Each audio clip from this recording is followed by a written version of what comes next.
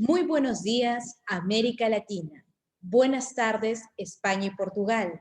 Los acompaña en esta oportunidad la mayor Ejército del Perú, Liz Ruiz Guevara.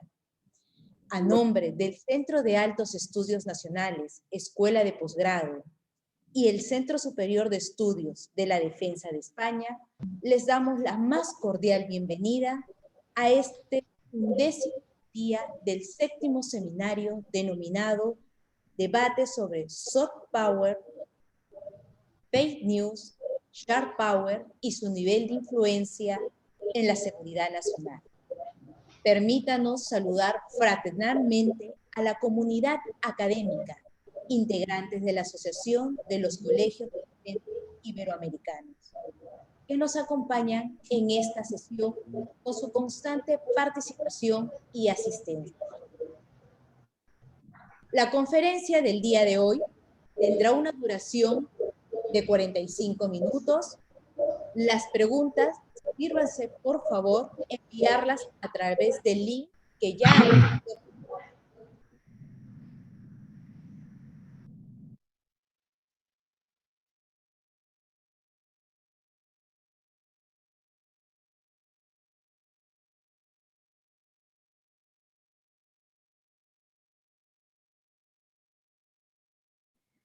Dando lectura a las preguntas en orden de prioridad e importancia. Muy bien, la conferencia 11ª, que corresponde al segundo bloque Países al Día, una visión nacional, está enmarcada y daremos una breve introducción del tema en las estrategias de seguridad dentro del contexto de la cooperación nacional y regional. Muy bien, las organizaciones políticas humanas desde la antigüedad han sufrido serios desafíos en defensa y seguridad. Constantemente, las estrategias de guerra y las amenazas de seguridad han cambiado y generado nuevos retos, desde tribus, imperios, naciones y los estados. Los cambios en la guerra, por lo general, se perciben en la magnitud de víctimas, la duración del conflicto y el armamento utilizado. En ese sentido, el siglo XX conoció una evolución sin precedentes en las formas de guerra, las nuevas tecnologías, el fortalecimiento de los estados y la aceleración del fenómeno de la globalización hicieron que el escenario táctico y estratégico cambiara dramáticamente, no solo en la realidad geopolítica, sino también en su realidad económica y social. Si bien la seguridad es junto con la paz un elemento básico e ineludible del Estado, que no siempre es garantizado con éxito por este, hoy en día su aseguramiento ha desbordado definitivamente las estructuras del poder político estatal, de su soberanía, y se han convertido en un asunto que requiere no solo la cooperación interestatal, sino también la creación de organismos supraestatales del ámbito regional o global. Dada esta pequeña introducción, el tema de la 11ª conferencia se titula Estrategias de seguridad en contextos de cooperación, dimensiones regionales, a cargo del señor Teniente Coronel de la Reserva Activa de la República de Colombia y Magíster Jesús Eduardo Moreno Peláez. Invitamos cordialmente a la señora mayor del Ejército de la República de Colombia, Carmen Mélida Hernández Osorio, coordinadora nacional de la Escuela Superior de Guerra, General Rafael Reyes Prieto, a dar la presentación correspondiente. Adelante, mi mayor.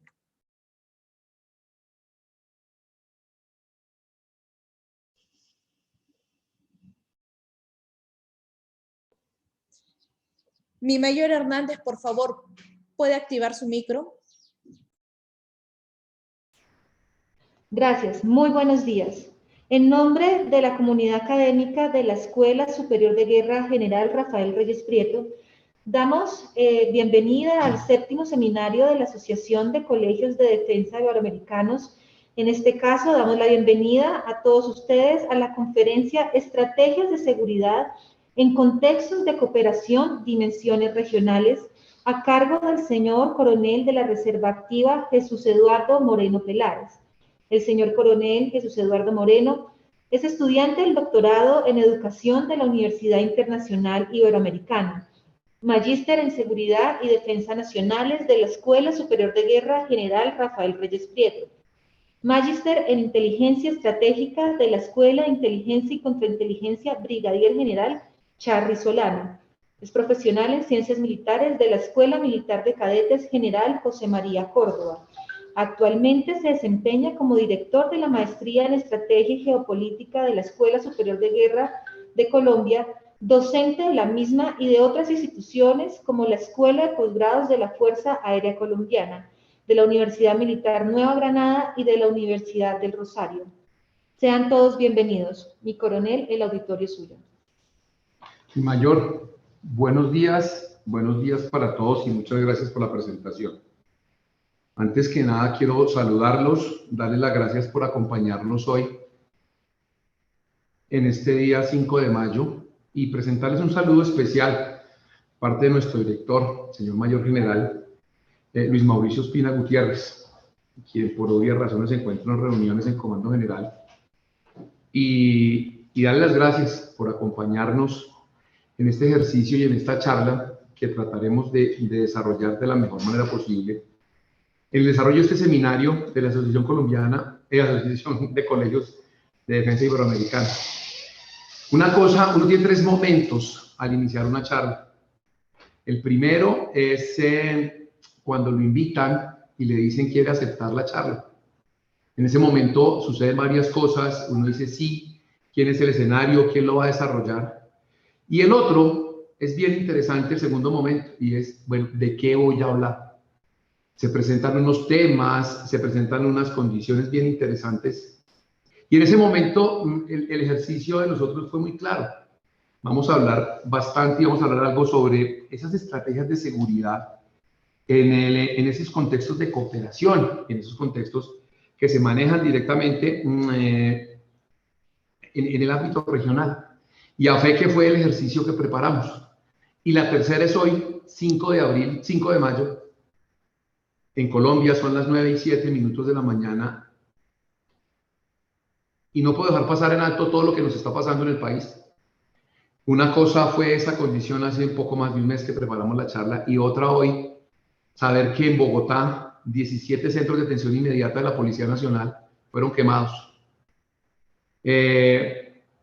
Miembros de la fuerza pública asesinados, que no se puede hablar de otra condición, y más de 500 policías heridos en toda esta dinámica que estamos manejando. Si bien es cierto el contexto o el debate que vamos a desarrollar, según varios autores, Joseph Knight y varios que vamos a tratar en la charla, nos hablan puntualmente de esos temas del manejo de soft power, del poder blando, del tema de las noticias que no son ciertas como una segunda condición, o el tema de ese poder punzante que se desarrolla. Pues seguramente en el momento que toque el tema de amenazas voy a hacer hincapié sobre algo que le está pasando a Colombia. Pero como les digo, un saludo especial de parte de mi Escuela Superior de Guerra de la República de mi país, de Colombia. Es una primera condición. Y segundo, voy a colocar la presentación para poder desarrollar mi actividad. Un segundo, por favor, voy a compartir pantalla.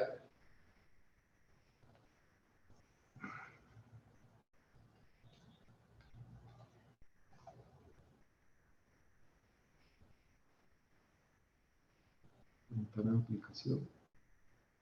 Pero la ventana que necesito es esta. Esta.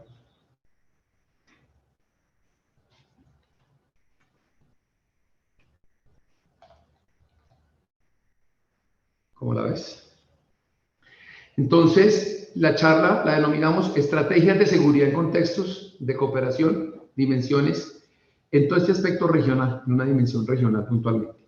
Hemos desarrollado la actividad de, digamos que, en 4 puntos bien interesantes. Primero, desde el punto de vista actual, vamos a tomar como análisis de caso o análisis puntual todo el ejercicio que se tiene con China, qué es lo que hace la República Popular de China. Nos vamos a enfrascar luego en una evolución muy rápida de lo que es el concepto de seguridad como segunda condición.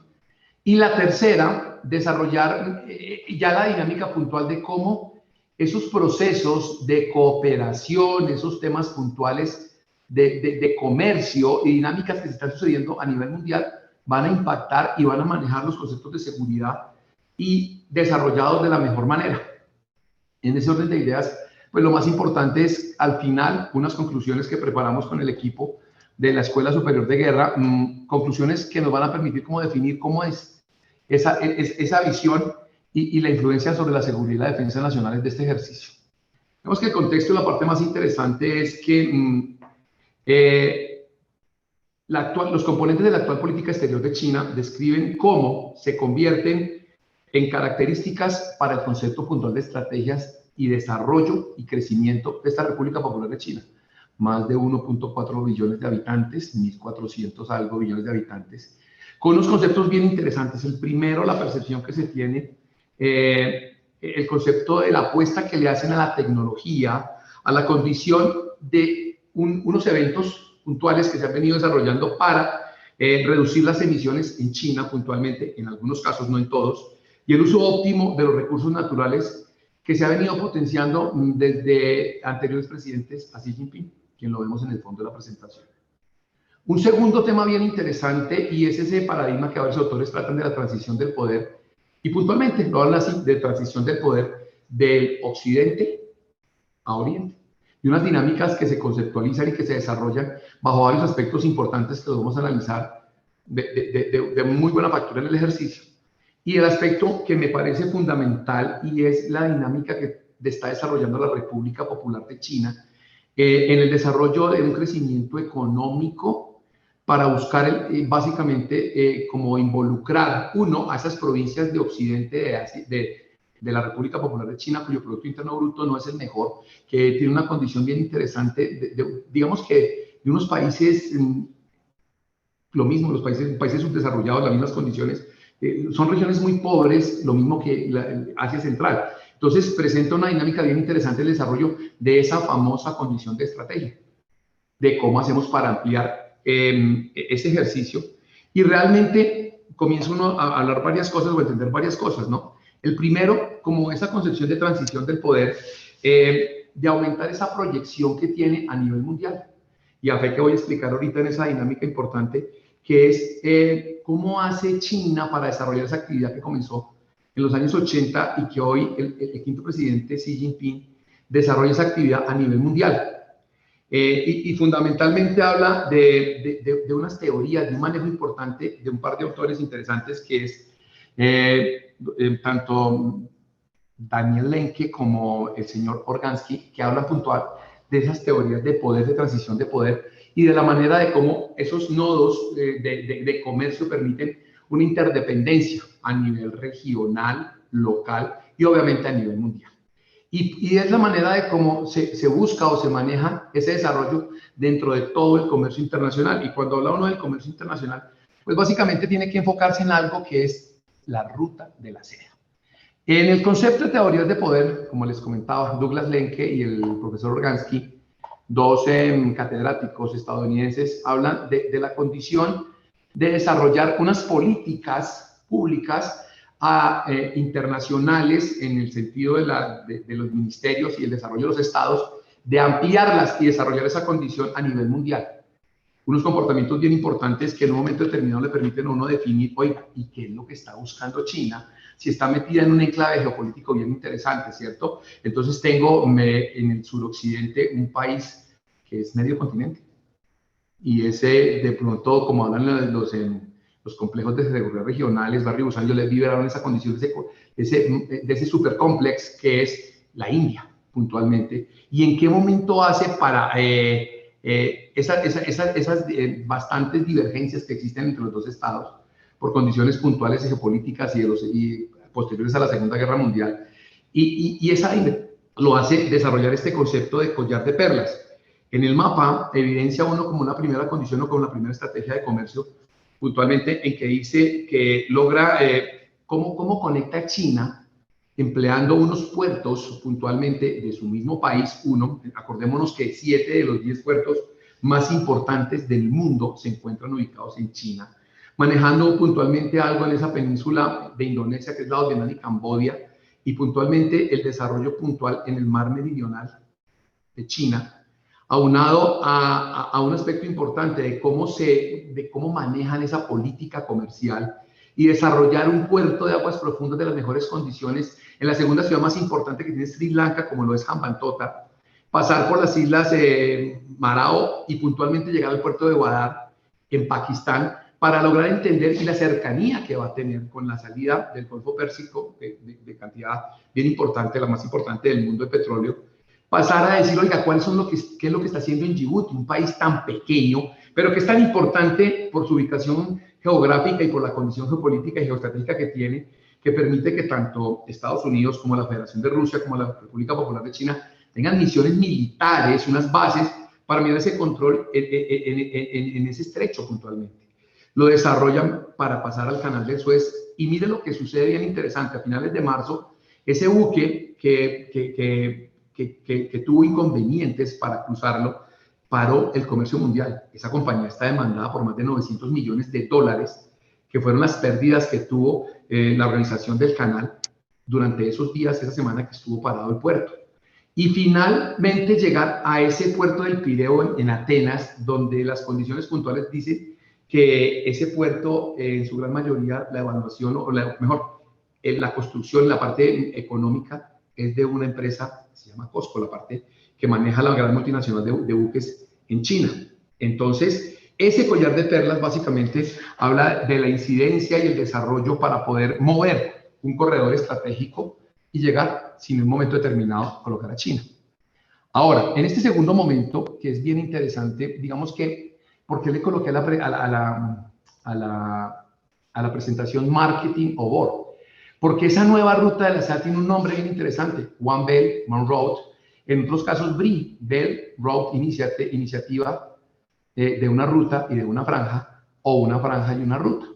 Y este ejercicio es bien interesante porque en el primer aspecto, aquí utilizo el puntero, se da uno cuenta, aquí es una caricatura o digamos, de Xi Jinping con el león dormido, con el dragón dormido, puntualmente, y comienza una campaña de expectativas que lo dice Peter Frankopan en su libro Las nuevas rutas de la seda, habla puntualmente, tomé unos ejemplos puntuales porque él habla de todos los equipos, de 5 equipos bien importantes de Inglaterra, cuyo capital es ¿quién? Pues es chino, literalmente. Entonces es una dinámica bien interesante y sobre todo mirar cómo se hace y cómo se maneja y cómo se plantea esa condición. En Astana, que era el nombre de la capital hasta hace 2 años de Kazajistán, hoy día, cuyo nombre se desarrolla de Nazarbayev Nursultán, pues sobre todo Nursultán, la capital, tiene el centro comercial más grande, que se llama la Ruta de la Seda, allá en Nursultán puntualmente. El otro tema bien interesante es las aerolíneas Cathay Pacific, que hablan de su revista más importante, se llama La Ruta de la Seda, Silk Road. El aeropuerto de Dubái, en el banco Standard Chartered, habla de la dinámica y el desarrollo completo de la Ruta de la Seda. Y un perfume de la famosa casa francesa Hermès, que habla del perfume, se llama Samarcanda, la tercera ciudad más importante de Uzbekistán, y de la ruta de los tapices, de toda la condición que se está desarrollando, sino, wow, esa es la condición de marketing que se ha venido desarrollando y vendiendo a nivel mundial, ese ejercicio. Y lo último que me pareció interesante que hablaba Frankopan en el libro, entre otras cosas, es el diseño de unos tenis del tenista más importante de todos, de todo el tiempo, que falleció hace unos años, un par de años, y habla de esos tenis que se llaman los tenis de la Ruta de la Seda, ¿cierto? Entonces Michael Jordan desarrolla esa condición y esa actividad puntual de ver, oiga, mire, estos tenis y el desarrollo de ese marketing, que nos lleva a presentar este mapa. Y este mapa, digamos que usted lo ve y presenta la condición y usted se dice que este gigante asiático, digamos que marcha 2 corredores importantes. Uno desarrollado la franja, que es la parte económica, que va por todo el concepto de las provincias del este de China, Asia Central, y llegan hasta España, Madrid, España, alargándose un poco más hasta las ciudades de Portugal, Sintra, Cascais, Estoril, Lisboa, por las rutas, por los manejos de las rutas internas. Y habla de 6 corredores o 5 pasillos económicos puntualmente, ¿cierto? El primero de China, Mongolia, Rusia, básicamente de Federación de Rusia. China, Asia Central, el segundo, que se está manejando sobre esta condición. El tercero de China, Pakistán, que tienen varias condiciones, ¿no? Unos oleoductos y oleoductos en construcción y unos corredores comerciales con vías de 5ª generación para desarrollarlos y lograr tener salida al mar puntualmente China desde ese ejercicio. El otro corredor que es bien interesante, que es el de China, Myanmar, Bangladesh, India, y todo este ejercicio se está desarrollando aquí abajo, ¿cierto? Entonces, poder mirar el tema de Singapur, el tema de ese estrecho de Malaca y la condición del tema de Indonesia puntualmente como un aspecto importante, y el último desde China, Corea del Sur, Japón, aquí al este del mapa. Pero mira que haciendo la investigación y mirando el tema de cómo coerciona y mirando varias condiciones, comienza a darse uno cuenta el manejo que ha tenido y que está desarrollando puntualmente el tema económico y en este momento actual, la pandemia. ¿Y por qué lo digo en el momento actual en la pandemia? Porque en el 2013, 2014 se comienza la construcción de un tren de algo cercano de 15.000 kilómetros entre Yiwu, una provincia al este de China, que recorre toda China, que se mueve por Asia Central, que llega hasta Moscú, luego entra por Polonia, por Alemania, por los Países Bajos, pasa por Francia y termina ¿en dónde? Termina en España. Ese tren o esa distancia se recorrió antes en 6 semanas. Hoy día este tren tiene 2 vigencias semanales, se ha venido moviendo, digamos, miramos en la investigación, todo el manejo de los insumos y los temas de la pandemia para Europa. Hablan las investigaciones de que se están moviendo hacia una parte importante. En el regreso ya no tiene muchas cosas que enviarle a China, pero que lo más importante es ese ejercicio de moverse con insumos por todo el pueblo. En 16 días hace ese recorrido, cosa que me parece supremamente interesante, el movimiento de todos esos kilómetros en temas de carga. Cambia durante la misma ruta, anchos diferentes de la vía y permite esa construcción de mover esa dinámica. Otra cosa que me parece interesante es mirar cómo es el empleo en muchas partes y la infraestructura de China, sobre todo en Asia Central y en Europa, de la manera de cómo construye fábricas, cómo construye multinacionales, cómo construye empresas en la cual en unos casos específicos como los países de Asia Central, la mano de obra es china, pero de construcción completa, y el ejercicio básico lo hacen las personas nativas de ese sector. Y en otros lados puntuales, la administración y la coadministración es china, el desarrollo puntual de los puertos. Eso para hablar sobre la primera condición de los pasillos económicos. El otro tema interesante es esta ruta, que es la ruta marítima. Y no dejo pasar en alto es esa universidad y en el momento que hace la condición Xi Jinping, miembro desde joven del Partido Comunista Chino, de la República Popular de China, es nombrado secretario general del Partido Comunista en el año 2011, 2012 presidente, 2013 le plantea al mundo esa visión como una estrategia de seguridad y una estrategia de comercio. Y comienzan a aparecer en escena varios temas puntuales que mirábamos y nos los dice un amigo bien interesante que se llama Joseph Nye y describe esos 3 tipos de poder importantes, ¿cierto? Ese poder duro, constituido por la capacidad militar, económica y financiera de un Estado para obligar a que desarrolle sus actividades como quiere. Esa es una primera condición. El otro poder, como la influencia, determina él, que es la habilidad para obtener algo y la persuasión mediante la manera de persuadir, de atraer. Puntualmente habla de eso, de definir esa condición y que la mezcla de los dos, ese poder inteligente, le permite a uno, Smart Power, la capacidad de combinarlos y lograr manejar la condición en un lado o en el otro. De hecho, también habla de lo que desarrollaba en muchos casos los gobiernos anteriores de Estados Unidos con China. Y ese Sharp Power o poder punzante, pues digamos que lo pongo en práctica, ya lo voy a explicar un poquitico en un caso con el puerto de Hambantota en Sri Lanka. Entonces hablamos de todo el manejo de esa franja marítima que está por el sur de la península de Indonesia, que pasa por el estrecho de Malaca y que logra, digamos, como manejar algo de la construcción de algo en ese puerto de Calcuta, uno de los puertos, el segundo puerto más importante de la India, digamos que el más importante, pero que digamos que es el más antiguo y que en condiciones normales pues habla de ese segundo puerto, del movimiento y de la construcción de lo que se está haciendo, del tema en Sri Lanka, la construcción de ese puerto, que lo construye y luego en la coadministración, el gobierno de Sri Lanka no puede manejar la parte económica ni coadyuvarla para desarrollar esa actividad. Entonces lo que hace China es decirle, venga, deme la administración, yo se lo manejo, no se preocupe, no me pague, queda la deuda, no me pague por ahora, pero yo le administro el puerto. Y así lo hizo. Unas construcciones importantes en Hambantota, una ciudad que queda al oeste de la isla, al oeste de la isla y al oeste de la capital de Colombo. Entonces, una dinámica bien interesante. Un puerto que está administrando directamente la República Popular de China, con una multinacional. El impacto sobre todos los países que están en la costa este de África y el paso puntual a qué es, a lo que es el Canal de Suez, para llegar, digamos que una parte importante al Pireo en Grecia y el otro tema que es bien interesante al puerto de Trieste en Italia. Entonces, esa condición configura como la primera parte que desarrolla Xi Jinping y que le plantea al mundo como una estrategia importante. Y así como lo dicen varios autores, lo más interesante es la dinámica de comenzar a ver cómo impactan otros aspectos de las políticas mundiales y de condiciones reales en esto, y es la condición de la nueva ruta marítima mejor, como consecuencia de ese deshielo del Ártico. Y cuando usted habla de esa visión de deshielo en el Ártico, comienza a darse usted a dar cuenta de algo bien interesante. Oiga, ¿y qué es lo que está pasando? Pues resulta que en los segundos semestres de cada año, el Ártico tiene un proceso de deshielo gracias a las barbaridades que estamos haciendo nosotros con esa construcción.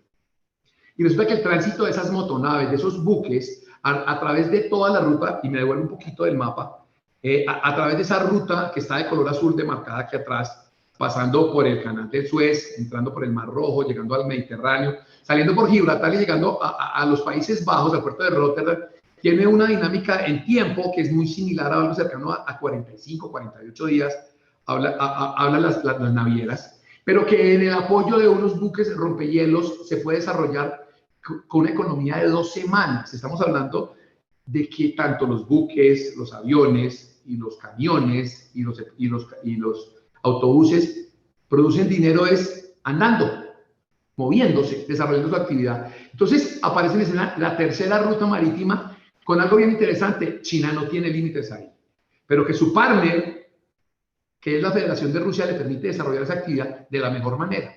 Pero ahí no termina el caso.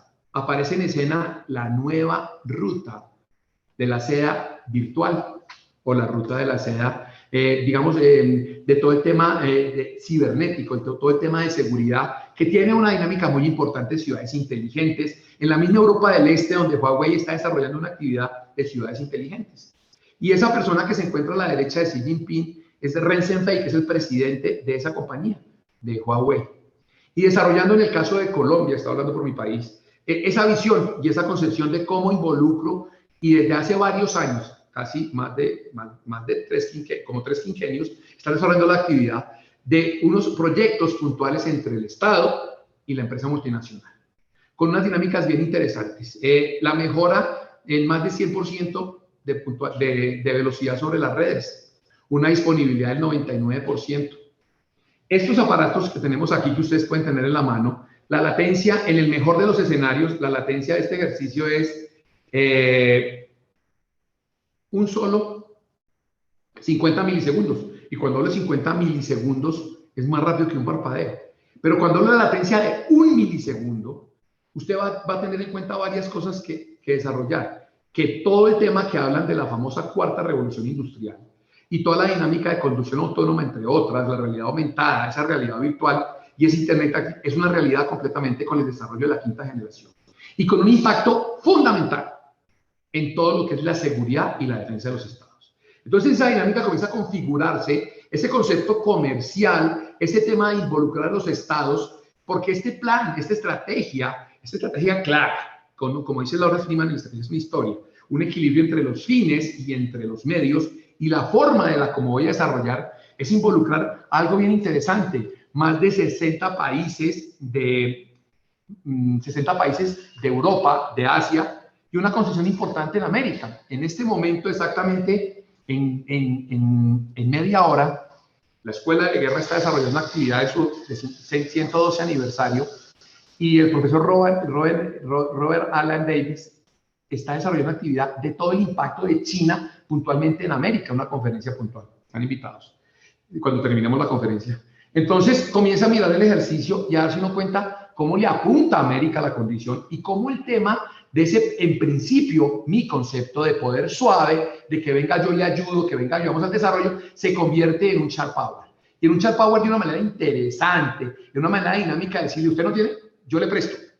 No tiene para pagarme, yo manejo. Y en esencia comienza a construir unas dinámicas de ciudades inteligentes y a unos momentos y a unas, digamos, a unos micro ciudades alrededor de cada ejercicio donde va a generar desarrollo. Este plan tiene dos fases. Una, el 2025, que es la construcción completa de toda la estructura física en el tema de transporte terrestre y de transporte marítimo y toda la infraestructura aeroportuaria, zonas portuarias. Y un desarrollo importante, ya el despliegue completo del plan o de la estrategia entre el 2025 y el 2049, cuando China cumple 100 años de la creación de la República Popular de China. Ese ejercicio lo lleva a entender varias cosas que en esencia aparecen y es el aspecto importante de esos conceptos de seguridad y la evolución de los mismos conceptos de seguridad. En muchos casos, esa evolución de los conceptos de seguridad es lo que hemos visto en las escuelas y lo que hemos desarrollado y no menos la manera de la construcción y cómo se impacta y cómo se desarrollan esos conceptos de seguridad internacional, ¿cierto? Y esa primera visión que tenemos de esa seguridad colectiva creada posterior a la Primera Guerra Mundial, cuya base de la Sociedad de las Naciones le permite uno definir, oiga, cómo ha sido el desarrollo de esa condición, llegar a parte de la seguridad cooperativa, y las voy a explicar cada una de estas muy rápido, sobre todo para mirar el contexto de lo que estamos desarrollando. Y en esencia hablamos de esa seguridad colectiva, como les decía, que el objetivo era disuadir, digamos en el caso puntual de Alemania, posterior a la firma de ese Tratado de Versalles, y era disuadir sobre posibles ataques, y hoy día se convierte en una dinámica bien interesante el tema de la seguridad, de la seguridad cooperativa como un tema de la seguridad colectiva como lo que desarrolla al principio de 1914 y luego el tema de Naciones Unidas, como un apoyo entre todos de evitar la condición de apoyarse en algún caso específico. O el caso puntual, pues en el caso de la seguridad colectiva, la seguridad hemisférica. Y entonces habla de la relación que existe del enfoque global y regional en el caso puntual del occidente, del lado de América puntualmente, y la compatibilidad y el desarrollo de agendas comunes, similares, dentro de los estados que componen esa región determinada, como un aspecto bien interesante. El otro que me parece importante es esa seguridad cooperativa, que habla puntualmente de esas nuevas amenazas y nuevas concepciones a la seguridad, que vamos a hablar un poquito más adelante, y que busca generar como la construcción o como el desarrollo de actividades para evitar esos temas de armas de destrucción masiva, puntualmente, ¿cierto? En el tema de la seguridad cooperativa, y digamos que son estrategias puntuales que se plantean para el desarrollo puntual, hoy día muy puesto aquí en Colombia, que lo estamos desarrollando.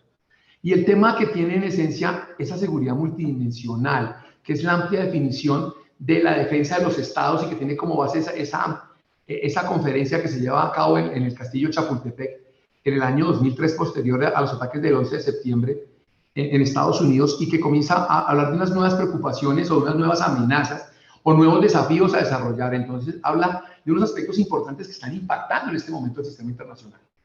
Esas amenazas se analizan desde varias ópticas, incluyen todos los aspectos que importan o que desarrollan las condiciones esenciales de los estados. Hablan la parte política, la parte económica, la parte social, la parte medioambiental como un aspecto interesante, y como le digo, hoy muy en práctica, sobre todo aquí en Colombia.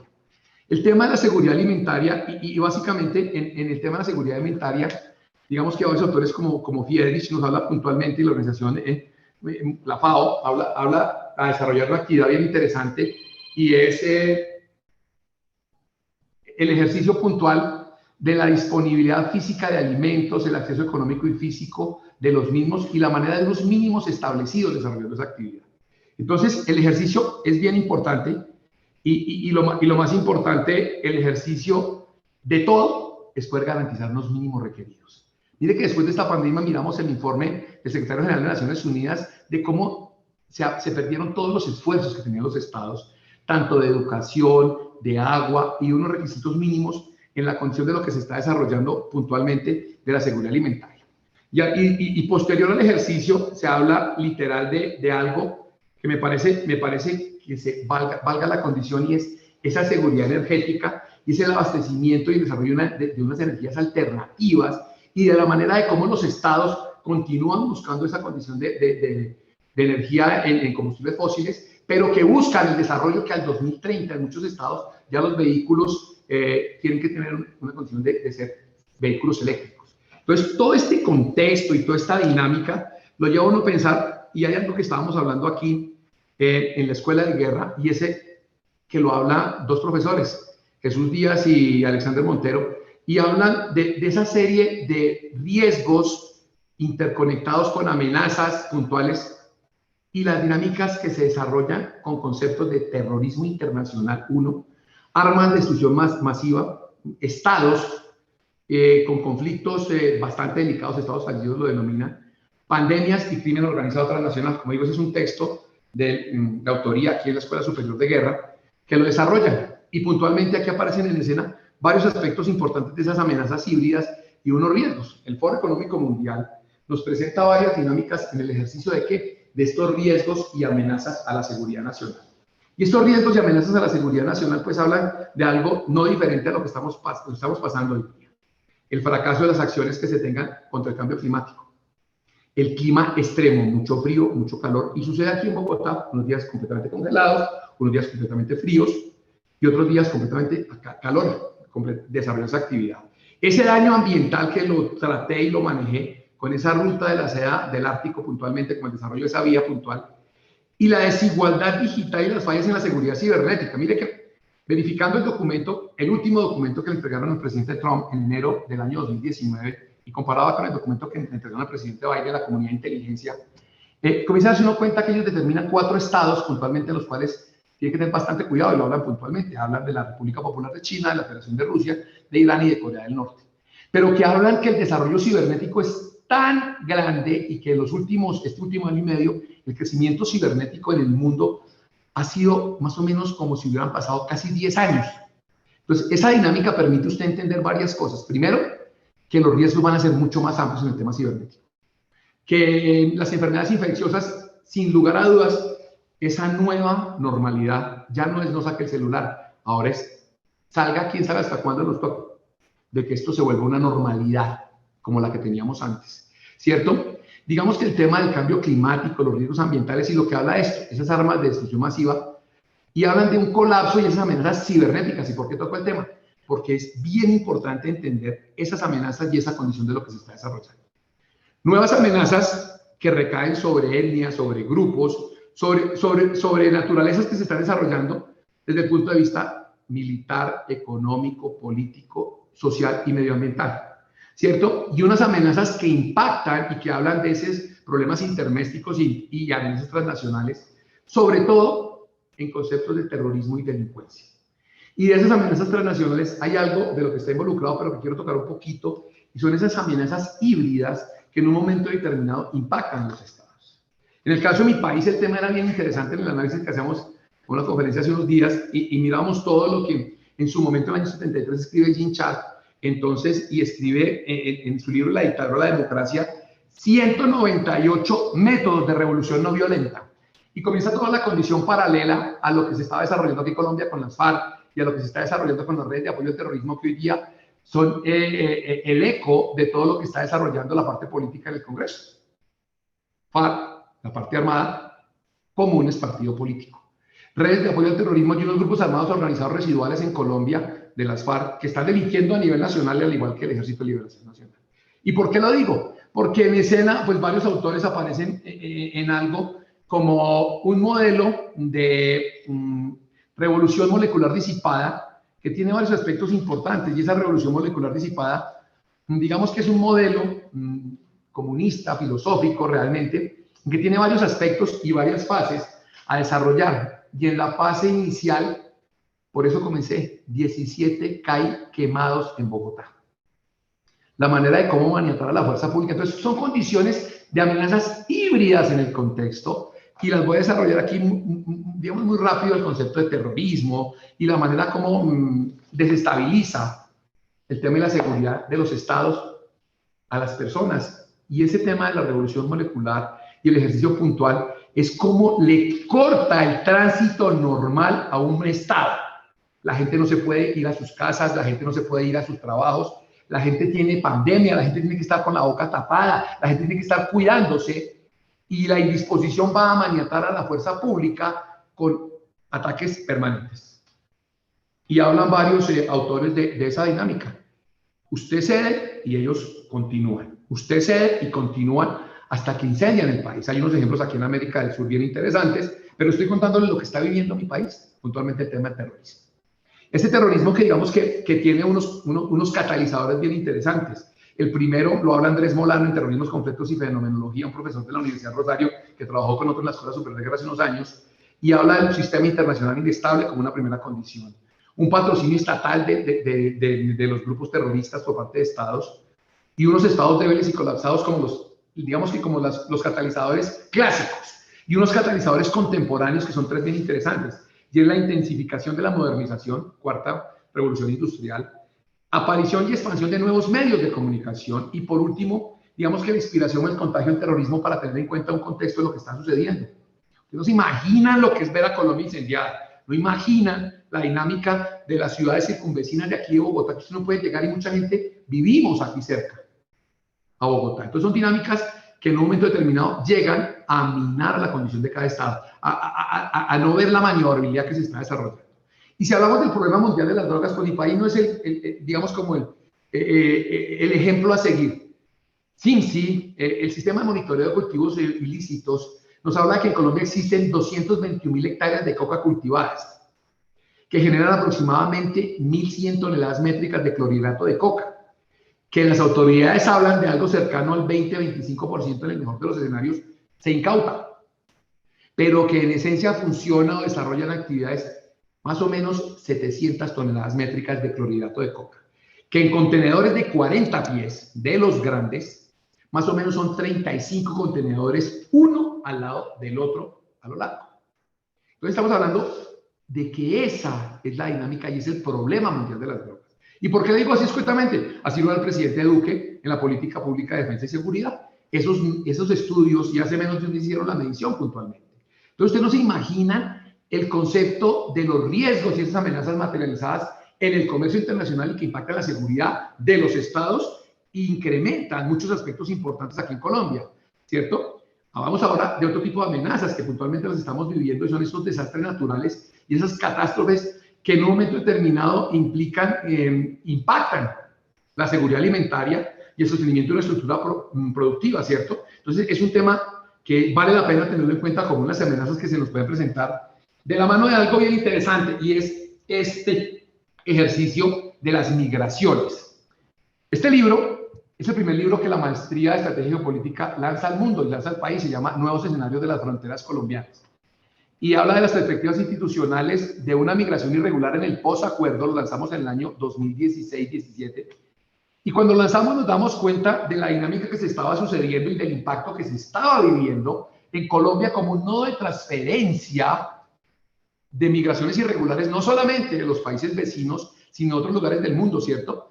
Y que en un momento determinado usted aguanta una visita, pero cuando comienza a desarrollar su actividad, el tema se vuelve un poquito más complicado de la mejor manera posible, esa percepción puntual y esa dinámica que estamos desarrollando en las migraciones.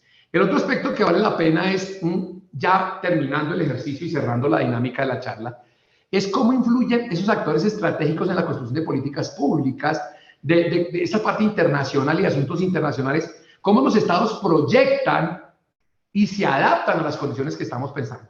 Entonces vuelvo al tema original de mi charla, cuando veíamos esa primera dinámica, oigan, debate sobre soft power, fake news y sharp power y el nivel de influencia en la seguridad. Entonces las decisiones que toma el Estado puntualmente es para poder garantizar esa seguridad y que integran esa concepción de Estado con los objetivos políticos, militares y económicos.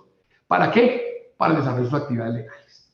Entonces, esa es una parte importante. Y ya cerrando el tema de las estrategias de seguridad, pues hablamos de varias condiciones que se suceden en seguridad y defensa aquí en América Latina, ¿cierto? Esa cooperación de defensa con Asia-Pacífico y en el caso puntual habla Rentigner, una colega bien interesante, brillante, el ejercicio que hace, de los retos que enfrenta nuestra región para mejorar las capacidades de esa cooperación que existe en temas de seguridad y defensa.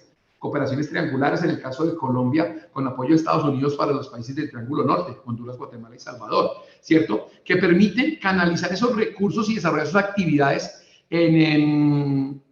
buscando aprovechar ese conocimiento que tiene Colombia en el desarrollo de nuestra guerra irregular, y esa concepción que hemos vivido, esa guerra de baja intensidad, ¿cierto? Y digamos que son oportunidades para desarrollar unos espacios importantes de interlocución, de experiencias y sobre todo de desarrollo.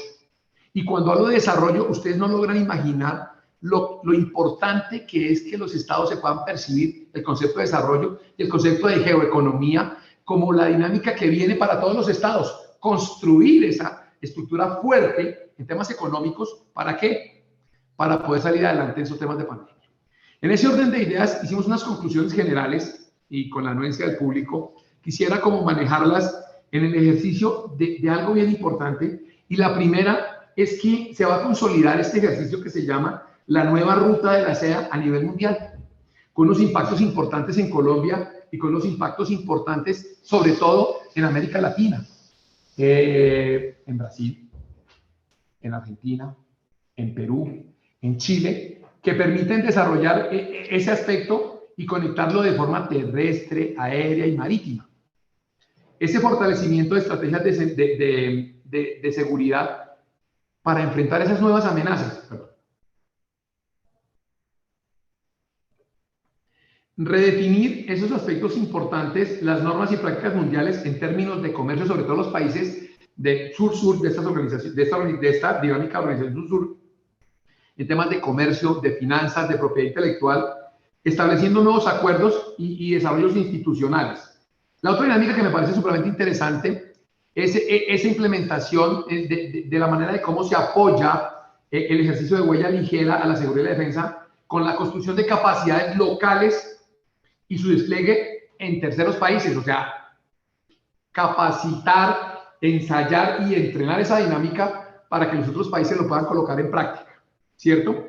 Nuevas maneras de interacción entre el enfoque tradicional norte-sur y el enfoque, digamos, dinámicas horizontales en el mismo sector, en el mismo sentido de la cooperación sur-sur, y la cooperación de materias de seguridad y defensa que se va a ver impactada puntualmente porque esto que le está sucediendo a Colombia, que le está sucediendo a Chile, va a impactar el concepto de seguridad regional, las dinámicas a nivel América, a nivel América del Sur y a nivel mi país, Colombia.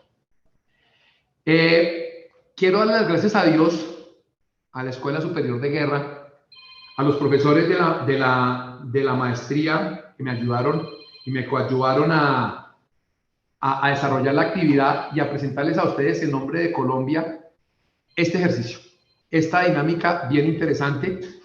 Y voy a salir de la presentación, voy a colocar aquí frente a ustedes y quedo presto a, no sé, a las preguntas que tengan conveniente desarrollarme o presentarlas. Muchas gracias, mi coronel José Eduardo Moreno Peláez, por tan excelente y ejemplar conferencia. Vamos a pasar a la ronda de preguntas y comenzaremos desde Chile. El señor Gonzalo Carranza Pino, quien formula la siguiente pregunta. ¿Cómo enfrentan los ejércitos la seguridad computacional de sus integrantes ante hackeos, considerando el hackeo que realizó Anonymous a las páginas del Ejército de Colombia? ¿Te puedo pedir un favor, mi mayor? ¿Me repites la partecita que es que lo que es interesante y entró como regular la señal, por favor? Por supuesto, mi coronel. Vuelvo a repetir la pregunta. Es desde Chile. El señor Gonzalo Carranza Pino nos dice, ¿cómo enfrentan los ejércitos la seguridad computacional de sus integrantes ante hackeos, considerando el hackeo que realizó Anonymous a la página del Ejército de Colombia? Bueno, hay varias cosas, ¿no? Este tema de las ciberamenazas y de todo el ejercicio que está planteándose a nivel mundial, digamos que ha obligado sobre todo a las fuerzas militares a manejar con muchos conceptos de seguridad, lo que son los planes, lo que es el tema del manejo de las armas, y puntualmente al manejo de los correos, digamos, fue un dominio, revisaba ayer en la noche, alguien que me habló del tema, que fue un dominio que ya no es muy utilizado por los generales y los coroneles ni el mando del Estado Mayor, que están en cabeza del señor General Zapatero, sino fueron unos correos que estaban desarrollados en esa actividad. Uno. Dos, el tema del hackeo, pues técnicamente es algo que se sucedió ayer, que se está tratando de mejorar ahora. Y lo más importante es, como les digo yo, lograr en un momento determinado minimizar el impacto, porque lo que está sufriendo en este momento Colombia es un ataque desde todas las órbitas, desde el punto de vista político, desde el punto de vista económico, porque el tema de la reforma tributaria es necesaria, diferente a la condición de lo que se estaba haciendo. Desde el punto de vista, digamos que no quiero crear resquemores, pero hay ciertas condiciones de personas de países extranjeros que han tenido injerencia directa en este movimiento de las marchas. Parte militar, el tema social y el tema tecnológico como una nueva primera visión. ¿Qué es lo más interesante para poder entender este concepto puntual? Y es cómo se activan todas las dinámicas de ciberseguridad y ciberdefensa. Porque el ejercicio siguiente son el armamento militar que se está desarrollando. Existe un comando conjunto cibernético que desarrolla las actividades y seguramente pues este ejercicio estará en proceso de desarrollo de ver cómo lo plantea o cómo lo mejora, mi mayor. Y esa es como mi respuesta a don Gonzalo Camargo, por favor. Muy bien, gracias, mi coronel. Ahora nos vamos hasta Brasil y el señor Eduardo Ramos nos dice lo siguiente. En el contexto social, la manipulación para la defensa mundial tiene una regla política y luego hay un conflicto humanitario. Hoy, el coronavirus está evolucionando en la dirección opuesta a lo que la humanidad esperaba como evolución. La defensa nacional en cada país viene observando una decadencia del sistema político desde hace mucho tiempo con reglas sociales, paralizando a todas las naciones para tener un nuevo orden mundial. Esta manipulación tiene un poder victimizando a las familias que podrían considerarse víctimas del sistema. Ante esta pequeña introducción, formula la siguiente pregunta. ¿Cuál es la visión de defensa pandémica, sabiendo que todo comprende esta manipulación oculta? Que hay varios aspectos, digamos que, a ver, ¿cómo le diría yo a don Eduardo Ramos? Mire, la primera visión que se tiene en cuenta es algo que están denominando varios autores la geopolítica de las vacunas. Entonces, que yo no me aplico las vacunas chinas porque es que las vacunas chinas no me interesan, no me aplico las vacunas rusas porque tienen otra condición, no hago un aspecto importante porque no lo puedo presentar. Entonces, ese ejercicio me parece importante, más que cualquier otra cosa, es entender la manera de cómo cada estado está enfrentando la dinámica. Uno. Dos. En el tema puntual, para ir aterrizando la respuesta, digamos que comienza uno a pensar ese tema de globalismo como la manera de que todos los problemas globales se pueden abordar de esa manera, se deben abordar de una manera global, ¿cierto? Que esa especie de movimiento político habla de que todas las organizaciones supranacionales tienen injerencia sobre los estados, quieren que se acaben las fronteras, quieren que el Amazonas sea reserva mundial y que cada país tiene su condición. Entonces, es la manera de cómo lo enfrenta cada uno en ese concepto de globalismo, claro, muy enfrentado con el tema de globalización. Ahora, ¿cómo lo estamos haciendo aquí en Colombia? Mire, créame que uno se da cuenta que es un país en desarrollo, un país emergente.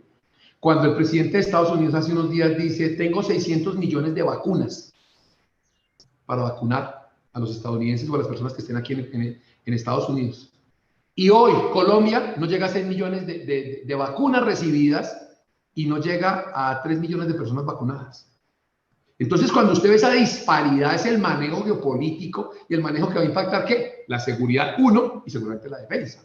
Entonces, ¿cuál es el susto y todo el tema de estas amenazas híbridas que impactan la seguridad y la defensa nacionales? Es la manera de cómo cada gobierno las enfrenta. De cada manera, digamos, de toda esta percepción, y es muy mía, y es cómo los estados y cierto manejo de condiciones políticas le echan la culpa toda al gobierno central, porque es un manejo político diferente. Y en otros casos, pues lo manejan literal.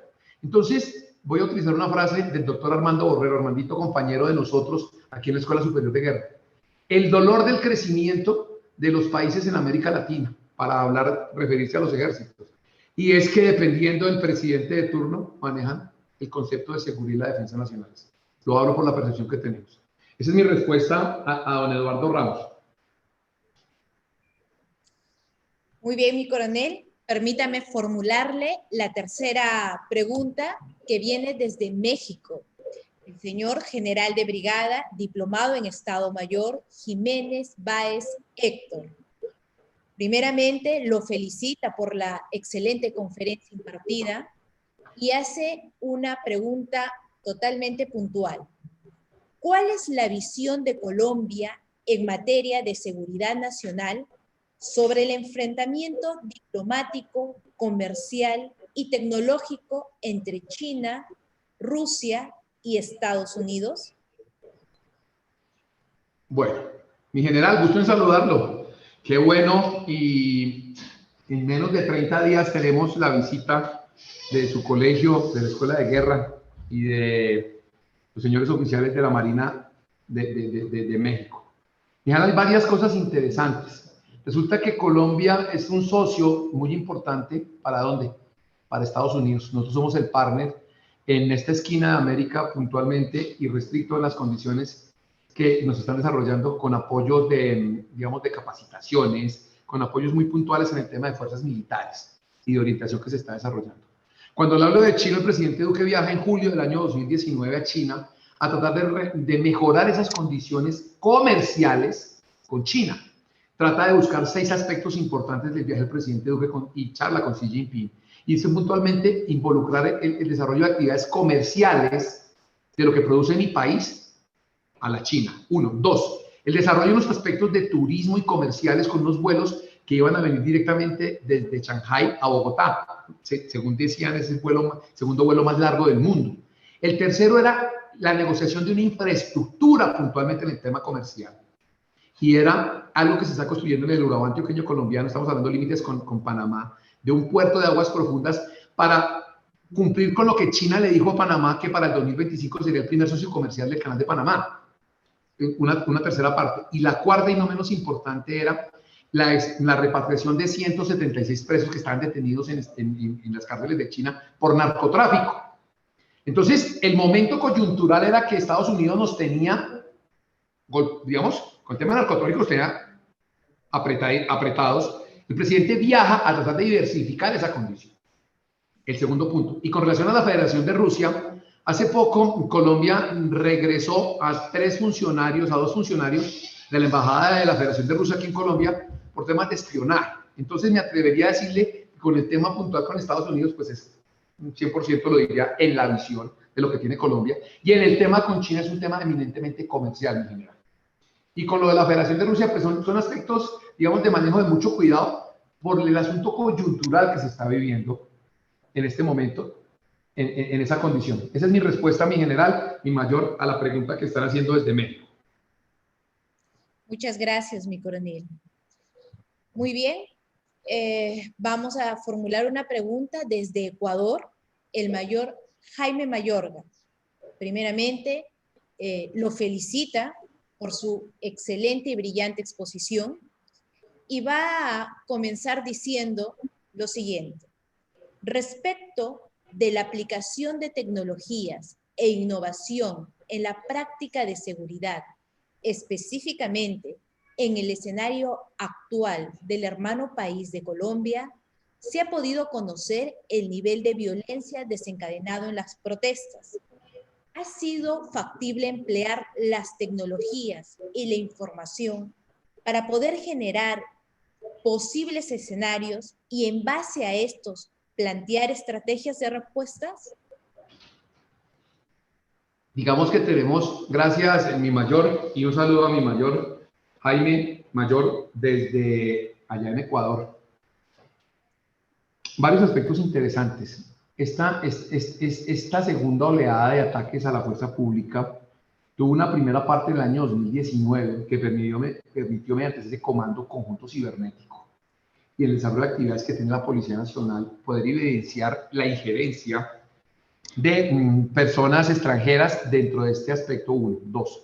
Permitió la captura de muchas personas, pero créame que este modelo supuestamente se llama así guerra civil molecular. Tiene tantos aspectos y tiene un variopinto de cosas que se están desarrollando actividades puntuales de redes, de manejos de nodos en donde se transmite la información, las fake news. Me llegó de México de una amiga ayer algo bien interesante que decía, nos están matando. Y luego más adelante el contexto es una persona que se hace la muerte y que se cae después de que pasa la policía. Y de la misma filmación más adelante, la persona vuelve y se levanta y sigue caminando. Entonces uno se da cuenta que esta dinámica típica, irregular y lógica para muchos de nosotros es la interpretación de esas falsas noticias, la manera de cómo mueven a las masas con estos aparatos. No se les olvide que en mi época, yo tengo 55 años, lo más importante en el momento de cuando éramos jóvenes era el disquete de 3.5 y de 5/4. Después, la segunda condición era, oiga, esos pendrive, esas memorias pequeñas para cargar la información. Hoy, el tema es, estoy conectado a la red y todo el mundo está pegado a esto. A su pregunta, mi mayor, sí, el Comando Conjunto Cibernético y los centros de respuesta, los CECIR que tiene la Policía Nacional, están desarrollando actividades puntuales de conocimiento y desarrollo de actividades. Colombia es un país, digamos que lo colocaríamos como en un tercer o cuarto lugar en América Latina de desarrollo de actividades en temas de ciberseguridad y ciberdefensa. Ha desarrollado 3 documentos de Consejos Nacionales de Política Económica y Social, 3 COMPES, uno con la construcción de estos centros de respuesta a amenazas cibernéticas en el año 2014, luego un documento de gestión de riesgos en la construcción y la protección de la infraestructura crítica en el 2017, y el año pasado el presidente Duque sacó otro documento de política económica para el desarrollo de las actividades cibernéticas. Entonces, a su respuesta, mi mayor, sí se está haciendo, tenemos una infraestructura que depende del Ministerio de Defensa, del Ministerio de Tecnología de la Información, y están desarrollando esas actividades puntuales a esa dinámica. Esa es mi respuesta para usted, mi mayor. Gracias. Muy bien, mi coronel. Ahora bajamos hasta Chile, en la parte sur, donde el señor Germán Barria Águila nos dice lo siguiente. Primero, lo felicita por su excelente exposición y plantea la siguiente pregunta. ¿Cómo se aprovecha de esta cuarta generación en esta guerra comercial que plantea, donde podría estar en riesgo la seguridad de muchas empresas pequeñas que fabrican sus propios productos en diferentes países, al crear dependencia de países que viven de la importación, más aún ahora en que la pandemia ha demostrado una alza en la necesidad de insumos médicos y en las comunicaciones? Gracias. La primera parte de la pregunta es, ¿cómo? ¿Me quieres, por favor, repetir, mi mayor? Claro. ¿Cómo se aprovecha de esta cuarta generación en esta guerra comercial que se plantea? ¿Podría estar en riesgo la seguridad de muchas empresas pequeñas que fabrican sus propios productos en diferentes países, al crear dependencia de países que viven de la importación? Más aún ahora en que la pandemia demostró una alza en la necesidad de insumos médicos y en las comunicaciones. Un saludo especial a don Germán en Chile. Hace un par de años tuvimos la oportunidad de asistir con 15 alumnos a esa Academia Nacional de Estudios Políticos y Estratégicos en Santiago de Chile para sustentar las tesis de grado. Y eso fue antecitos de esos disturbios que sucedieron en el año 2019, en el segundo semestre. Y que pensamos nosotros que no nos iba a suceder. Eso para contextualizar un poquito y ver cómo destruyen los centros comerciales, cómo queman las estaciones de policía, cómo interrumpen la vida normal de la gente y cómo la desesperan, obligando a los gobiernos a tomar decisiones a veces atípicas, pero pienso que cuando más oscuro está el momento, está más cerca el día. Y ojalá sea para ustedes y sea para nosotros esa condición. Hay un momento bien interesante. En esta cuarta revolución industrial, hace un par de años también escribimos un libro sobre las amenazas contemporáneas en el tema de comercio internacional. Y con las personas que escribíamos, definitivamente, eso es lo que le ha puesto el gobierno del presidente Duque, a buscar una convergencia y votarse hacia las tecnologías, porque esta cuarta revolución industrial, a diferencia de las otras, es, oiga, el desarrollo tecnológico completo. En un momento determinado, la Tierra era muy grande porque no teníamos comunicaciones. Y Thomas Friedman habla de la Tierra es plana de ese ejercicio, desde 1492. Y hoy día la Tierra es mínima, pero usted está en unos años mucho más atrás si su negocio, por mínimo que sea en el comercio internacional, no tiene las mínimas condiciones en temas tecnológicos. No se les olvide que las agencias de aduanas obligatoriamente tienen que informarle a sus clientes el movimiento de los contenedores en los buques portacontenedores, en dónde se mueven y son procesos redundantes. Esas agencias de aduanas, ese adornamiento y ese movimiento de los buques, eso genera que todas las empresas se involucren en el concepto de desarrollo tecnológico. No me atrevo a mirar un concepto ni un manejo tecnológico, un manejo comercial en estos momentos de la vida que no tenga injerencia en la parte tecnológica. Mi apreciación es esa y el tema yo lo planteo de esa condición. En algún momento hablábamos con la Organización Mundial de Comercio y con el tema de ciertos organismos que certifican empresas de comercio y la recomendación es cómo se mueven hacia ese ejercicio comercial de una manera tecnológica. De ahí que el impacto va a cómo, a ver, yo les digo así a la gente, usted cuando ve las tecnologías de la información, está abriendo su empresa a los ojos del mundo, está viendo todas las nuevas dinámicas, la manera de comunicación inmediata, la condición de poder saber dónde está su pedido, la manera de saber dónde se va moviendo su hijo, qué es lo que está desarrollando. Pero abre la parte de atrás y abre unas puertas muy grandes para dar acceso a las amenazas que se van a venir de camino. Una, robo de información. Dos, robo de dineros. En este tema tecnológico, pues no alcanzaba el tiempo, no les alcancé a comentar, que ese Banco Central de Bangladesh tuvo un ataque de hackers hace unos años. Y el ataque de cracker, mejor. El cracker escribe Foundation. Y alcanzó a sacar 11 millones de dólares. Como vio que la cosa estaba buena, siguió, pero se equivocó en una letra. Colocó Foundation. Una alerta en el Banco Central de Bangladesh. Esos 11 millones de dólares ya se habían salido. Se había perdido trazabilidad en los bancos en Filipinas y en los bancos en Sri Lanka. Y era un viajado que iban a hacer, una apuesta que le habían hecho a sacar $1.000 millones del Banco Central de Bangladesh. Hasta ahí diría uno, eso es un ataque de un banco y normalmente los bancos no lo comentan. Pero cuando le hacen el informe al presidente Trump, al expresidente, hace 2 años, dicen que cuando comenzó a hacer la trazabilidad del ataque, se dieron cuenta que se estaba haciendo desde Corea del Norte, 1, 2, y que el ejercicio se estaba desarrollando y era plata del Departamento del Tesoro de Estados Unidos. Con eso le muestro la dimensión de la necesidad de tener seguridad digital en este tema cibernético y en el manejo del comercio internacional. Esa es mi respuesta que tengo para don Germán en Chile. Muchas gracias, mi mayor. Mi coronel, muy bien. Ahora desde aquí, desde Perú, el señor Jesús Antonio Reina Ruiz le formula la siguiente pregunta. ¿Cuál es la importancia de implementar fronteras inteligentes, Smart Border, ante las amenazas multidimensionales mediante el comercio internacional? Bueno, primero, muchas gracias por la pregunta, don Jesús. Y hay algo que me parece sumamente interesante en este tema del comercio internacional y en ese tema acuñado por usted, Smart Border como fronteras inteligentes. Hay algo que comienza, y no voy a comenzar de afuera hacia adentro, sino de adentro hacia afuera. Y voy a comenzar sobre las empresas, cómo manejan esos sistemas de gestión y control en las cadenas de suministro. Como una primera condición, y usted me dirá, ¿y por qué tan básica la respuesta iniciando? Le voy a decir algo. Si usted como empresa no sabe con quién se asocia, no sabe quién es su cliente, no sabe quién es su proveedor, no sabe quién es su tercera parte, va a ser muy difícil que usted pueda tener o controlar los procesos de comercio internacional. Esas exportaciones, esas importaciones, esos tránsitos aduaneros o esos manejos de mercancía contenerizada que usted tiene, esa dinámica lo lleva a usted a entender, primero, que debe conocer quiénes son sus clientes, proveedores y terceras partes.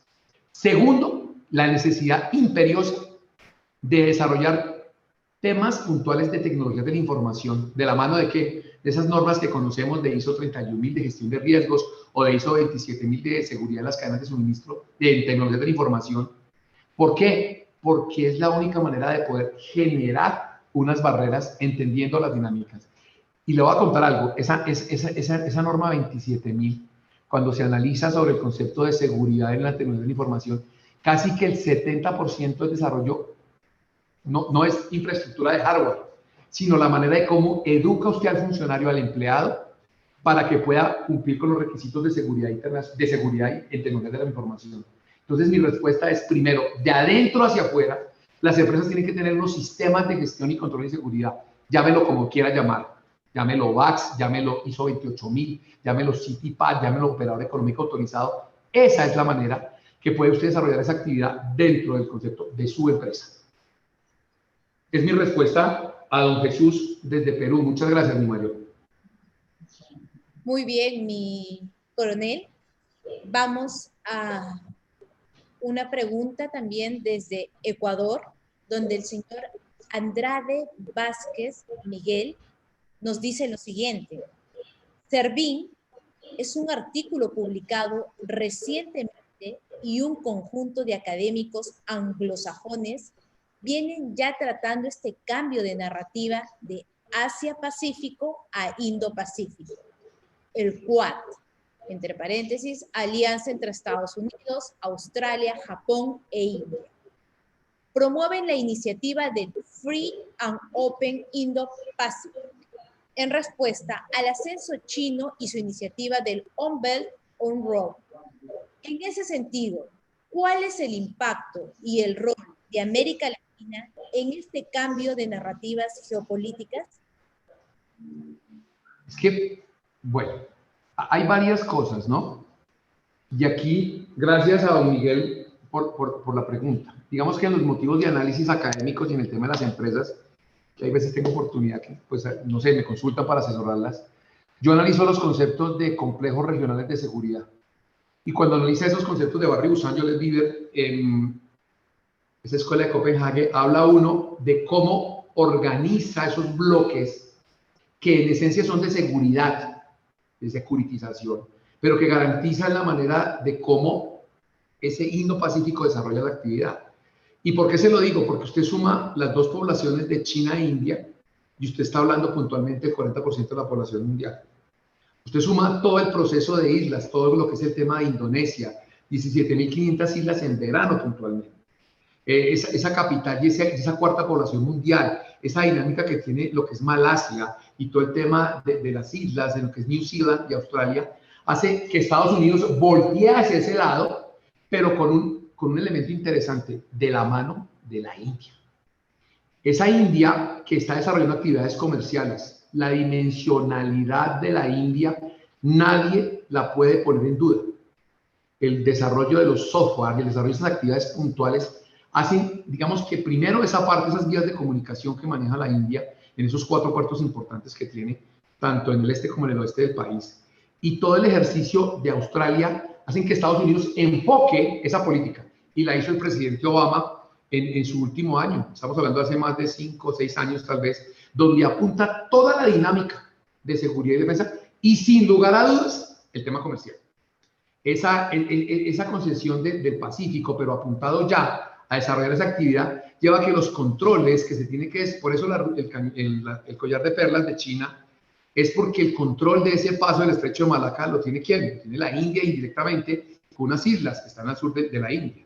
Entonces tiene cierta injerencia directamente sobre ese canal y busca manejar varios aspectos importantes, normalmente, ¿cierto? El haberse colocado, digamos, en China en ese estado srilankés, esa Ceilán de antes, esa condición que tenía la República, el Reino Unido de la Gran Bretaña, Irlanda del Norte, allá, esa condición hace que se pega el ejercicio porque no se quiere meter con la India, manejando esa ruta puntual. Entonces, ¿a dónde apunta el ejercicio? A un equilibrio de poder inteligente, diría uno, a esa condición de desarrollo bajo el concepto de la India, Australia, New Zealand, y el tema de Indonesia, que básicamente se maneja comercio literalmente.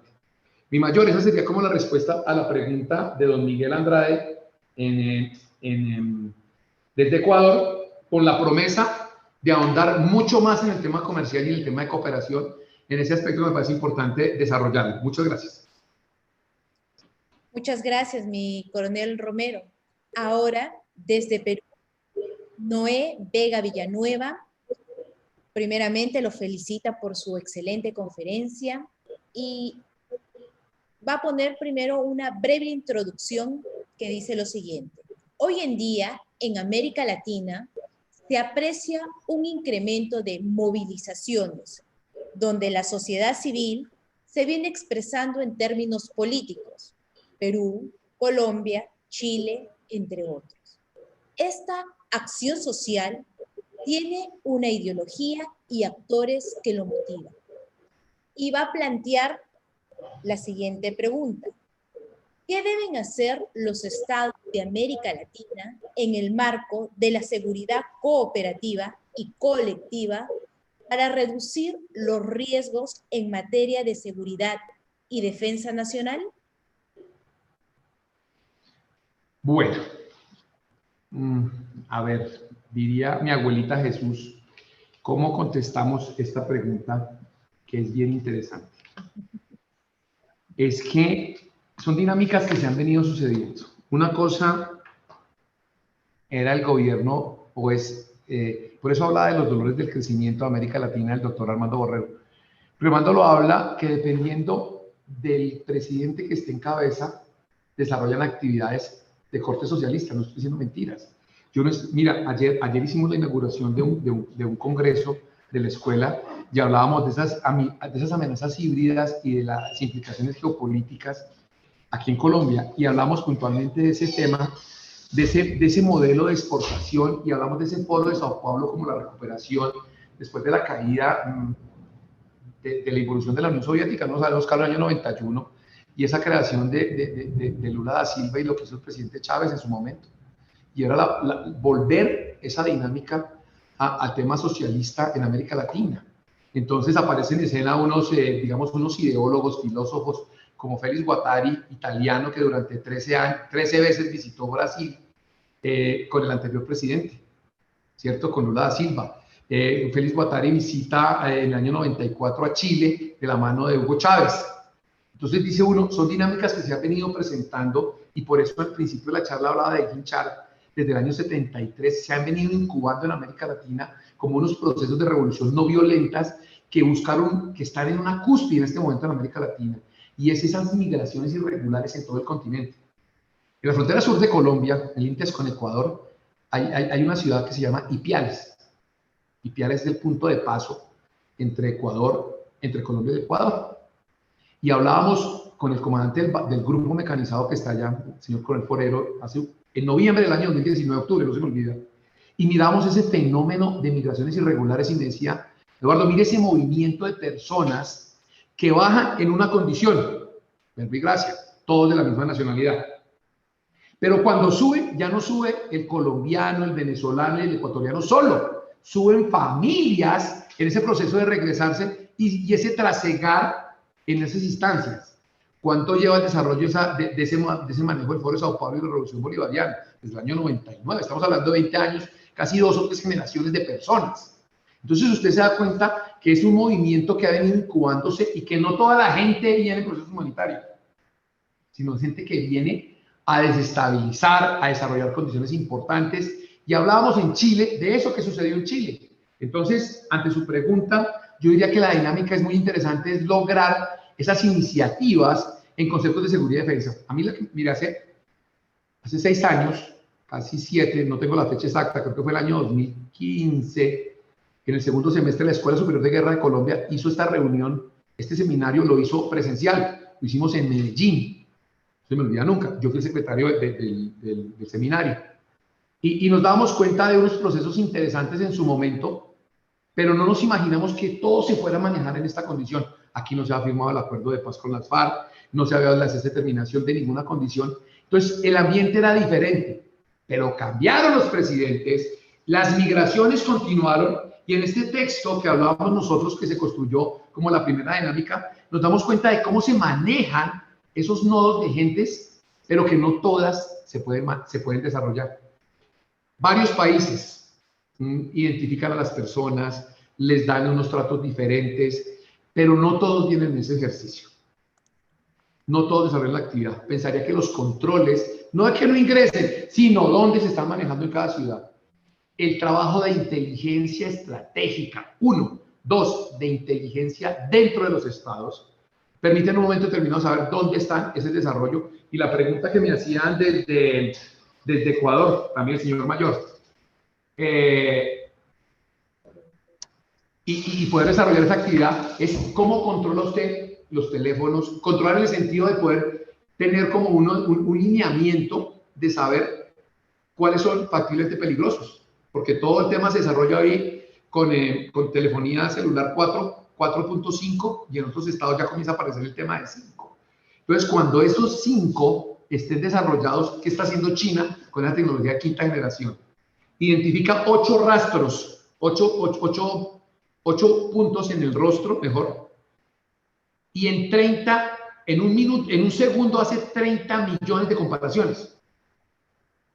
Y busca cómo identifica a las personas. Eso son las ciudades inteligentes, eso es lo que se hace en China. Yo pensaría que hay muchos controles que se toca hacer. Si ustedes me hablan con Venezuela, nosotros tenemos 2.219 kilómetros de una frontera como lo utilizamos en los temas de seguridad y defensa, porosa totalmente. El que no ha ido a la frontera no se puede venir a decir qué es lo que pasa, porque muchos colombianos se benefician del tema con la frontera de Venezuela y muchos venezolanos se benefician con el tema de cruce de venezolanos para un lado o para el otro, y la misma condición de colombianos. Entonces, son dinámicas, diría yo, de control, de mirar quiénes son las personas que están y sobre todo, entender la magnitud de lo que está pasando en América Latina. Mis recomendaciones, digamos que esos textos de Félix Guattari y el tema puntual de entender lo que habla Jean Chad, que habla de la dictadura de la democracia, no es mentira, es lo que está pasando y es lo que yo, como analista, percibo de lo que estamos viviendo aquí en Colombia. Esa sería como la respuesta a la pregunta. Gracias, mi coronel Moreno. Ahora le voy a formular la penúltima pregunta que viene desde Brasil. Es de Gillian Almeida da Costa Relvas dos Santos, quien nos formula lo siguiente. ¿Qué papel juega UNASUR hoy en la integración de seguridad del bloque como un factor estratégico para combatir el tráfico de drogas interregional y sus consecuencias? Bueno, es que aquí hay varias cosas. Un saludo especial a don Gillian Almeida. Qué bueno, aquí tenemos bastantes personas oficiales que nos acompañan como instructores aquí en la Escuela Superior de Guerra. Bueno, este concepto de UNASUR para Colombia, digamos que tuvo un aspecto importante hace unos años, en el contexto de que un expresidente colombiano fue el secretario, y lo que usted denomina como el Consejo de Defensa Suramericano, pues digamos que ya no está articulado, porque muchas de las cosas que se desarrollaron de ese Consejo de Defensa Suramericano estaban en Argentina, y el presidente Macri las quitó el desarrollo. Entonces ahora el ejercicio de Alberto Fernández es manejar, inclusive cambió los conceptos, o organizó los conceptos de seguridad y defensa de una manera diferente, porque pues es bien sabido por todos que las fuerzas militares pues están para el concepto de defensa, puntualmente. Pero con situaciones como la que nos está pasando ahora y como la que les ha pasado a muchos de ustedes, y en el caso puntual de Brasil, cómo tuvieron que las fuerzas militares apoyar el tema del Mundial y el tema de los Olímpicos para esa condición. Entonces me atrevería a decir mi concepto puntual, que esa instancia del Consejo de Defensa Suramericana se retomará en otro momento con mucha más fuerza para poder minimizar el impacto. Por ahora, lo que me parece a mí es que estas mafias que están moviendo su caudal económico y desarrollo de lavado de activos, hablo de Colombia, en donde compraron los terrenos y los cultivos de coca, las mafias mexicanas, y se vinieron para acá a administrar el negocio. Y usted lo sabe muy bien que el segundo consumidor de drogas ilícitas en el mundo, después de Estados Unidos, es Brasil. Entonces, ese ejercicio obliga como a una interacción, y me parece puntualmente presentar este ejercicio de entender y de que se convierta en reuniones bilaterales puntualmente. No sé si de otra dinámica se pueda presentar. Algo que están lanzando y que está manejando el presidente Duque con el presidente Piñera es el tema de Prosur, como una condición importante de apalancamiento a lo que es el tema de Alianza Pacífico, como esa iniciativa comercial. Entonces me atrevería a decir que es como darle alas a ese aspecto sobre esta parte de América del Sur, la parte pacífica, en Prosur, y desarrollar actividades en la Organización de Estados Americanos, en esa Junta Interamericana de Defensa, de cómo manejan las dinámicas desde el punto de vista de seguridad para implementar la actividad en contra de esas amenazas que impactan la seguridad nacional. Básicamente esa sería como mi respuesta al señor Guillian Almeida, mi mayor. Muy bien, mi coronel.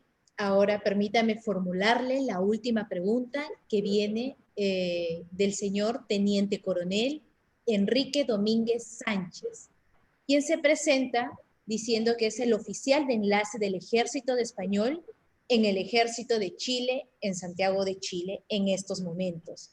Y da una breve introducción para formular su pregunta. En la nueva redefinición y fortalecimiento de la Estrategia de Seguridad Sur, y en concreto entre los países de América del Sur, plantea ahora su pregunta: ¿qué papel cree que juega Venezuela desde su punto de vista y desde el punto de vista de Colombia? Pues digamos que, gracias por la pregunta a mi coronel Domínguez, español de nacimiento y que se encuentra al otro lado, en el sur, en Chile. Varias cosas. No la hago como la respuesta oficial de Colombia, sino como un académico, una persona que es inquieta por muchas cosas de lo que están sucediendo a este nivel. En cuanto al papel que juegan nuestros vecinos, pues me atrevo a darse cuenta que ellos han salido de muchas iniciativas y de muchos organismos y organizaciones internacionales del continente.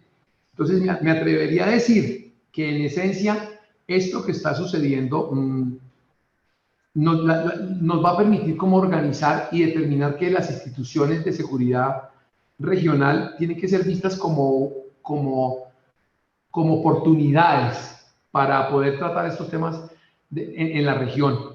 Porque si he repetido en varias partes, en varios momentos de mis respuestas, es que esto está como en una balanza, como en una dinámica donde busca presenciar una cosa o la otra, dependiendo del país o del gobierno de lo que se esté desarrollando. Entonces, yo diría que mi respuesta sería esa a mi coronel Domínguez. No percibo, y no la respuesta oficial, sino la respuesta como académico, no percibo a Venezuela en un momento en los conceptos de seguridad, porque hay muchas cosas que se desconocen puntualmente en este ejercicio, y aprovecho de nuevo para darle las gracias infinitas a Dios, uno, y a dos, a los colegios de defensa iberoamericanos. De pronto, de las personas que más consultan sus páginas, que más recomienda esta iniciativa de colegios de seguridad y defensa en América Latina, soy yo. Muchos de los alumnos que tengo en la maestría y que tenemos en las clases que doy en las universidades, me parece muy importante saber que existen, saber que nos apoyamos, saber que tenemos construcciones y constructos de conocimiento en conceptos de seguridad y defensa. Y hoy día, esta América Latina en proceso de crecimiento, pues nada, depende de nosotros, digo los militares con respeto, de los que estamos en la reserva activa, dejar que se sigan haciendo las cosas de una mejor manera o que cambie diametralmente la condición en todo el continente americano. Mi mayor, mis generales, mis coroneles y personas que nos acompañan. Veo aquí algo cercano a 553 personas.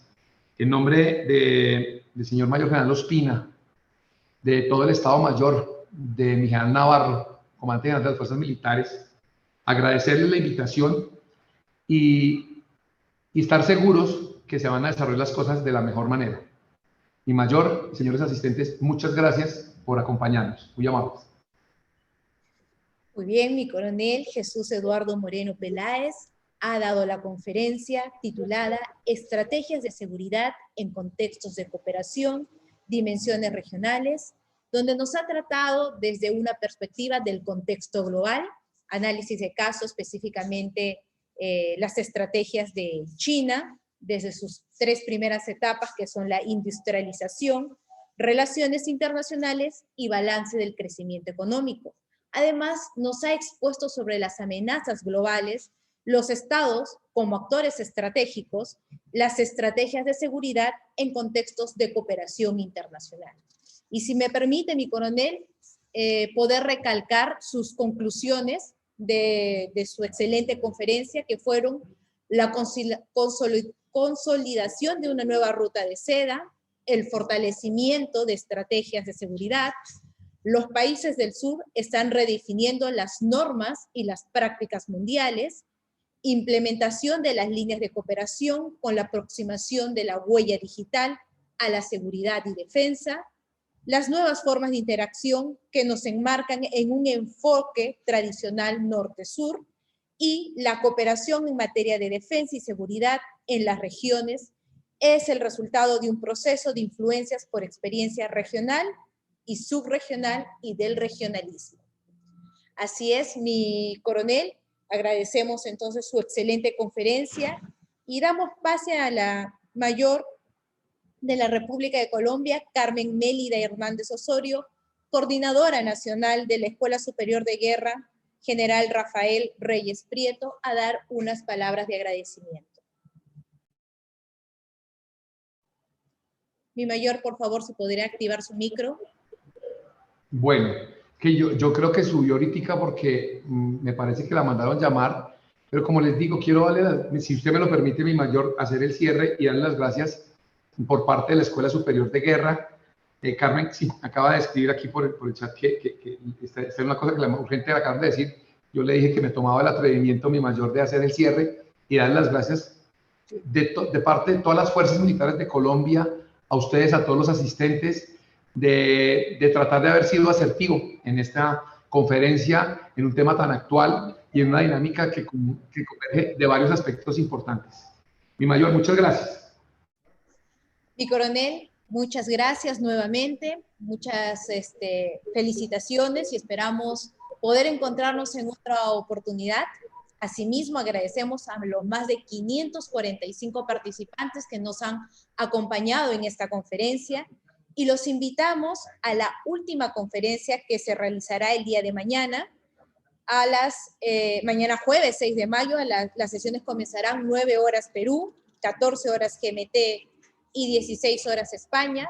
El tema tratará Fundamentos del Poder Nacional de México, que estará a cargo del Colegio de Defensa Nacional, Codenal, México. Eso ha sido todo por hoy. Los esperamos mañana y terminando la 12ª conferencia tendremos la ceremonia de clausura de este 7º seminario denominado Debate sobre Soft Power, Fake News, Sharp Power y su nivel de influencia en la seguridad nacional. Así que los esperamos el día de mañana, nos reencontramos nuevamente. Buenos días, América Latina. Buenas tardes, España y Portugal. Permiso.